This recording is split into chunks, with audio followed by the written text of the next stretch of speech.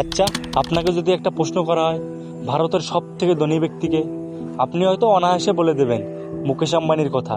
কিন্তু আমি যদি আপনাকে একটা প্রশ্ন করি বাংলার সব থেকে ধনী ব্যক্তিকে, আপনি হয়তো হিমশিম খেয়ে যাবেন, উত্তর দিতে পারবেন না। হাতে গোনা কয়েকজন বাদে এই প্রশ্নের উত্তর দিতে পারবে না। তো চলুন আজকের ভিডিওর মাধ্যমে জেনে নিই বাংলার সব থেকে ধনী ব্যক্তিকে। বেণুগোপাল বাঙ্গু একজন ব্যবসায়িক, তিনি হলো বাংলার সব থেকে ধনী ব্যক্তি। তো চলুন আজকে বেণুগোপাল বাঙ্গুর জীবন কাহিনী সম্পর্কে জেনে আসি। পশ্চিমবঙ্গে 8ই অক্টোবর 1931 সালে কলকাতায় জন্মগ্রহণ করেন বেণুগোপাল। বেণুগোপাল কলকাতা বিশ্ববিদ্যালয় থেকে বিকম কমপ্লিট করে।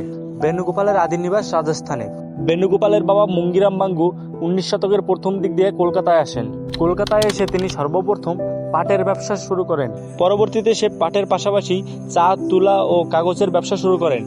মুঙ্গিরাম বাঙ্গুর সম্পদের শিবাগ পেয়ে বেণুগোপাল নতুন করে ব্যবসা শুরু করে, যেটা তাকে সফল ব্যবসায়ী তৈরি করে এবং বাংলার সব থেকে ধনী ব্যক্তি তৈরি করে। আজ ভারতের তৃতীয় বৃহৎ সিমেন্ট কোম্পানি হলো শ্রী সিমেন্ট, যেটা বেণুগোপালের নিজের কোম্পানি। শ্রী সিমেন্টের কারখানা সর্বপ্রথম 1979 সালে রাজস্থানের জয়পুরে স্থাপিত হয়। 2023 সালের তথ্য অনুসারে বেণুগোপাল বাঙ্গুর মোট সম্পদ ছিল $6.9 বিলিয়ন। বর্তমান কোম্পানিটির বার্ষিক আয় 12,000 কোটি টাকারও বেশি। বেণুগোপালের দুই ছেলে, বড় ছেলের নাম হরিমোহন বাঙ্গু ও ছোট ছেলের নাম প্রশান্ত বাঙ্গু। বেণুগোপালের দুই ছেলেই বর্তমানে শ্রী সিমেন্ট কোম্পানির দেখাশোনা করে। এই ছিল বেণুগোপাল তথা বাংলার সব থেকে সফল ব্যবসায়ী এবং ধনী ব্যবসায়ীর জীবন কাহিনী।